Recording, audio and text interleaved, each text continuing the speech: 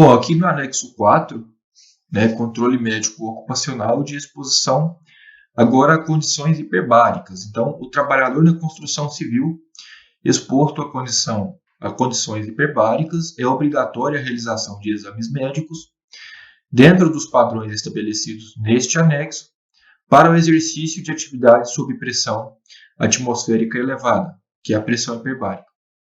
Os exames médicos para trabalhadores candidatados a trabalho em pressões hiperbáricas deverão ser avaliados por médico qualificado. O atestado de aptidão terá validade por 6 meses. O trabalhador não pode sofrer mais que uma compressão no período de 24 horas.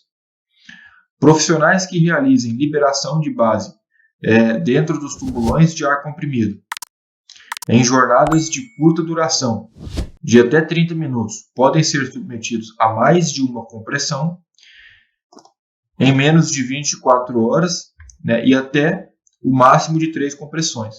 Então, uma ressalva aí, né, para o item anterior, né, caso o profissional seja submetido, né, a menos de 30 minutos de compressão em tubulão de ar comprimido. E ainda o item 1.6, o trabalhador não pode ser exposto a pressão superior a 4,4 ATA, né, que é a atmosfera técnica absoluta, exceto em caso de emergência, sob supervisão direta do médico qualificado.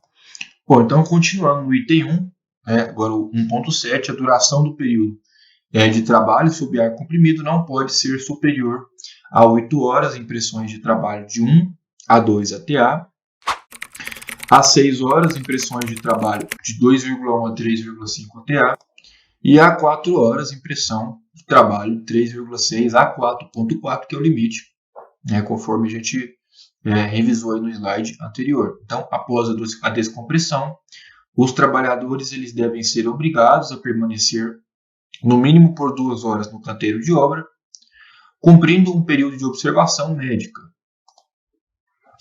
O local adequado, né, para o cumprimento do período de observação deve ser designado pelo médico de trabalho responsável pelo PCMSO ou pelo médico qualificado. O médico qualificado deve manter disponibilidade para o contato enquanto houver trabalho sob ar comprimido, sendo que, em caso de acidente de trabalho, deve ser providenciada assistência, bem como local apropriado para atendimento médico. Todo empregado que trabalhe sob ar comprimido deve ter um prontuário médico, no qual devem ser registrados os dados relativos aos exames realizados. Em caso de ausência ao trabalho por mais de 15 dias ou afastamento por doença, o empregado, ao retornar, deve ser submetido a novo exame médico, com emissão da ASO.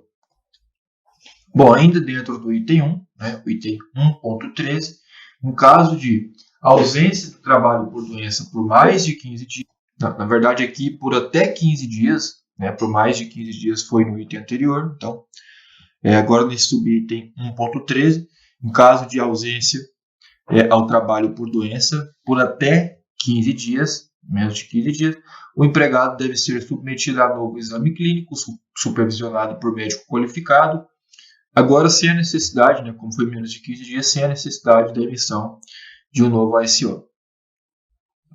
Se durante o processo de compressão o empregado apresentar queixas, dores no ouvido ou de cabeça, a compressão ela deve ser imediatamente interrompida com redução gradual da pressão na campânula até que o empregado se recupere.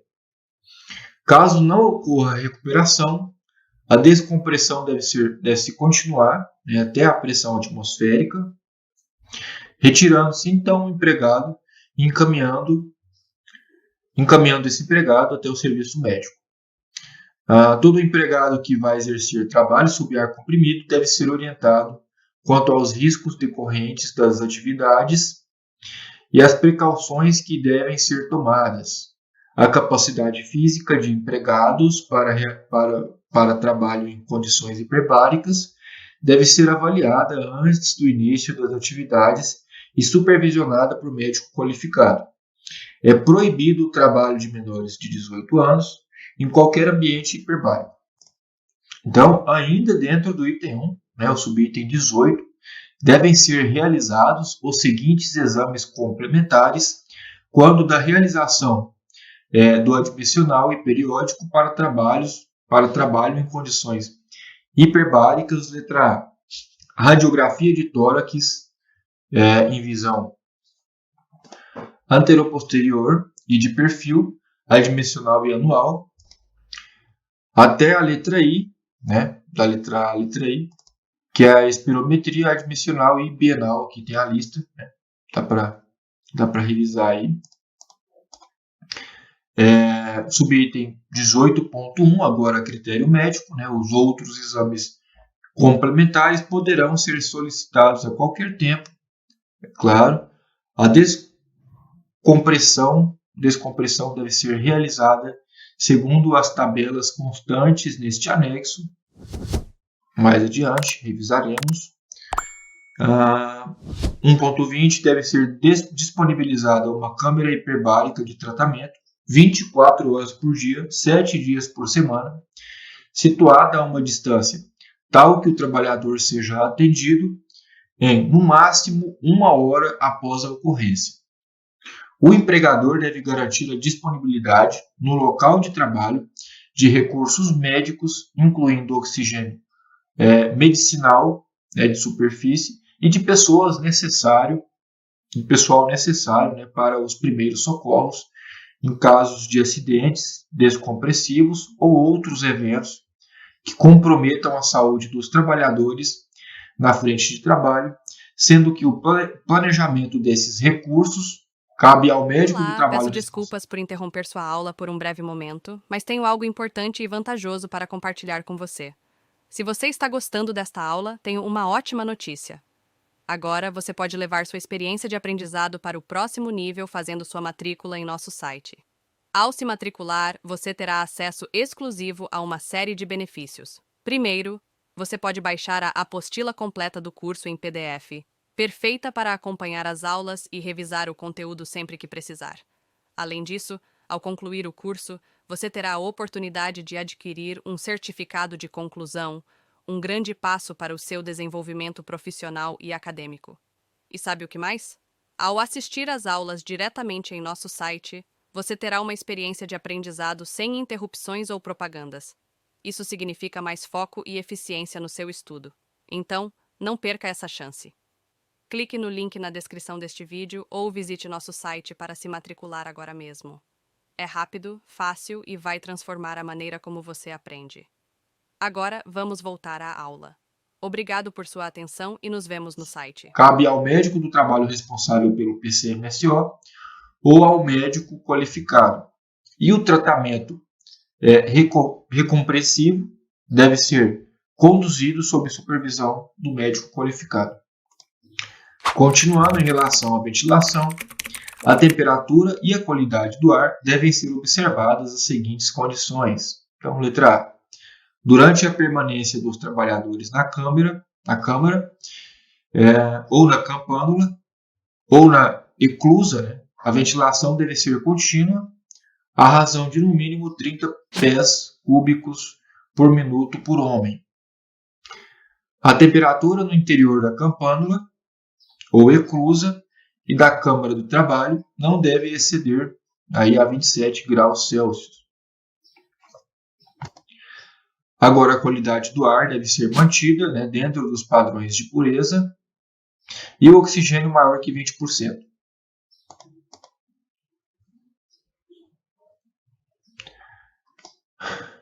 Subitem 1.24, a compressão deve ser realizada a uma vazão máxima de 0,3 atm, né, no primeiro minuto, e não poderá exceder 0,7 atm nos minutos subsequentes.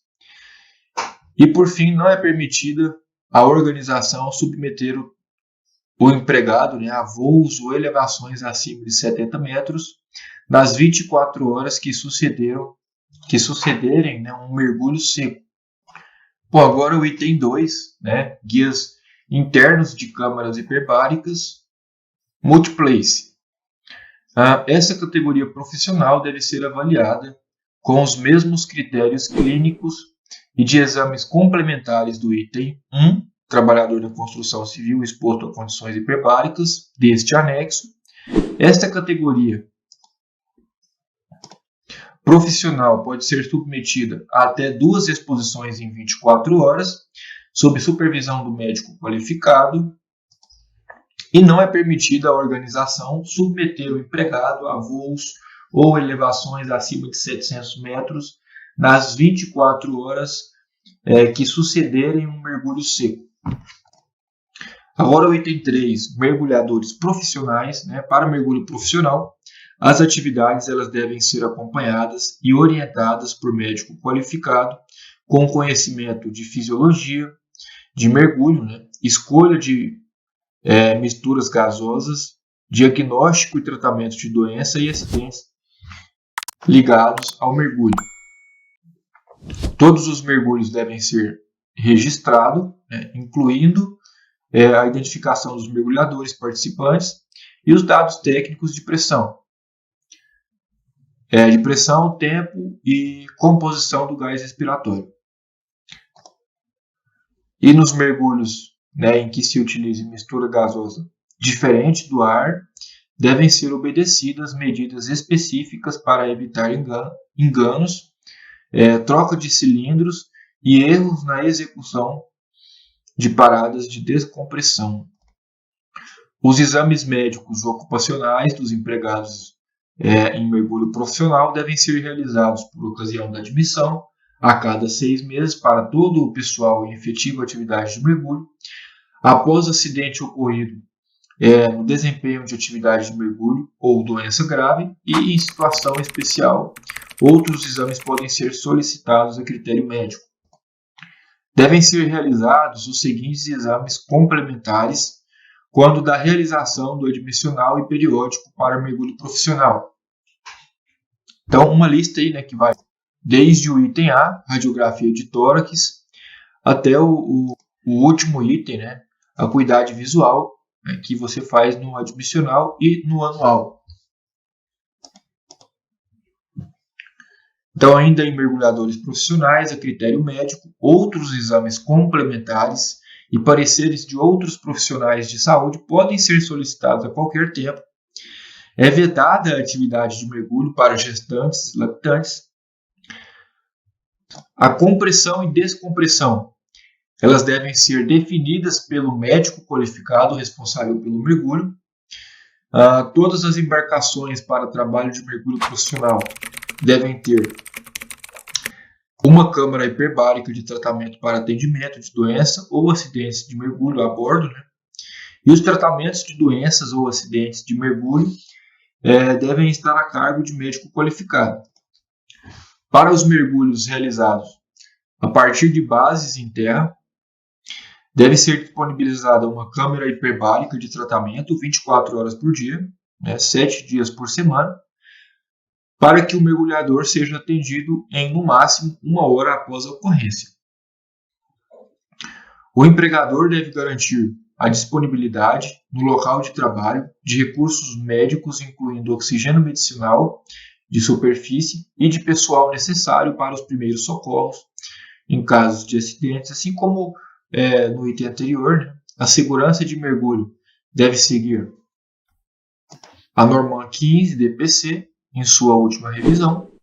Não é permitida a organização submeter o empregado a voos ou elevações acima de 700 metros nas 24 horas que sucederem um mergulho raso ou 48 horas para um mergulho saturado. E o tratamento recompressivo deve ser conduzido sob supervisão do médico qualificado. E aqui o anexo 4, ele traz a tabela 1, tabela de descompressão. Então, na tabela 1, pressão de trabalho de 1 a 1,9 ATA. Então, aqui ele traz a coluna de período de trabalho, em horas, de 0 a 6 horas, 6 a 8 ou mais de 8. Traz uma coluna de estágio de descompressão, com a unidade a 1,3 ATA, em minutos, 4, 14 e 30 minutos.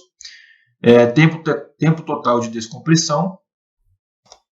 E as linhas Então, pessoal, ele traz várias tabelas, né, de acordo com o intervalo aí de período de trabalho, de ATA. Então, tabela 2, 3, 4, até a tabela